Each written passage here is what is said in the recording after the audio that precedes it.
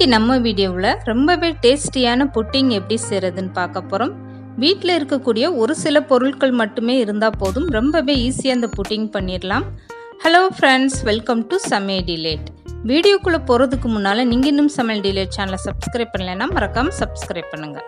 First இந்த pudding பண்ணுறதுக்காக 3 முட்டையை எடுத்துகிட்டு ஒரு பவுலில் சேர்த்துக்கோங்க. இந்த முட்டையை நல்லா இந்த மாதிரி மிக்ஸ் பண்ணி விட்டுருங்க. இந்த மாதிரி முட்டையை நல்லா கலந்து கொடுத்துட்டு இது கூடவே 1/2 கப் அளவுக்கு ஜீனியும் 1 ஸ்பூன் அளவுக்கு வெண்ணிலா எசன்ஸ் சேர்த்துக்கோங்க.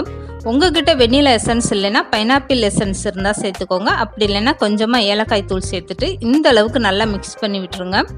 இது கூடவே 1 கிளாஸ் அளவுக்கு காய்ச்சி ஆற வச்ச பால் எடுத்துக்கோங்க. இந்த பாலில் தண்ணி எதுவுமே சேர்க்காம திக்கான பாலாக சேர்த்துக்கோங்க. இந்த பாலையும் சேர்த்துட்டு நல்லா இந்த மாதிரி மிக்ஸ் பண்ணி விட்டுருங்க. பால் சூடோடு இருக்கக்கூடாது, ஆற வச்சுட்டு அதுக்கப்புறம் பால் சேர்த்துக்கோங்க. இதுக்கப்புறம் ஒரு டிஃபன் பாக்ஸில் கொஞ்சமாக எண்ணெய் சேர்த்துக்கோங்க. அப்படி இல்லைன்னா 1 ஸ்பூன் அளவுக்கு நெய் சேர்த்துட்டு சுற்றி நல்லா அப்ளை பண்ணி விட்டுருங்க. இப்படி செய்யும்போது புட்டிங் ஒட்டாமல் நல்லா அழகாக வரும். இப்போது கலந்து வச்சுருக்க புட்டிங் கலவையை இந்த டிஃபன் பாக்ஸில் சேர்த்துருங்க. இதுக்கப்புறம் இந்த டிஃபன் பாக்ஸ் மேலே இந்த மாதிரி ஒரு மூடி போட்டுட்டு ஒரு பாத்திரத்தில் 2 கிளாஸ் அளவுக்கு தண்ணி சேர்த்துட்டு ஸ்டவ் ஆன் பண்ணிக்கோங்க. இந்த புட்டிங் வேக வைக்கிறதுக்காக தண்ணிக்குள்ளே ஒரு கிண்ணமோ ஸ்டாண்டோ இந்த மாதிரி வச்சுட்டு அதுக்கப்புறம் டிஃபன் பாக்ஸை அது மேலே வச்சுட்டு மூடி போட்டு வச்சுருங்க. இந்த புட்டிங் வேகிறதுக்காக கரெக்டாக 10 நிமிஷம் டைம் எடுக்கும். நீங்கள் ஸ்டவ்வை மீடியமாகவே வச்சுட்டு வேக வைங்க. 10 நிமிஷத்தில் ரொம்பவே சூப்பராக இந்த புட்டிங் ரெடி ஆயிரும். வெந்துருச்சான்னு பார்க்குறதுக்காக நீங்கள் இந்த மாதிரி ஒரு கத்தியை நடுவில் விட்டு பார்த்தீங்கன்னா தெரியும். ஒட்டாமல் வந்தால் அப்போ புட்டிங் ரொம்பவே சூப்பராக வெந்துருச்சு. 10 நிமிஷத்துலேயே ரொம்ப சூப்பரான புட்டிங் ரெடி ஆகிடுச்சு பாருங்கள். புட்டிங் ரெடி ஆனதுமே ஸ்டவ் ஆஃப் பண்ணிவிட்டு வெளியே எடுத்து வச்சுருங்க. இந்த புட்டிங் ஒரு 2 நிமிஷம் ஆறட்டும்.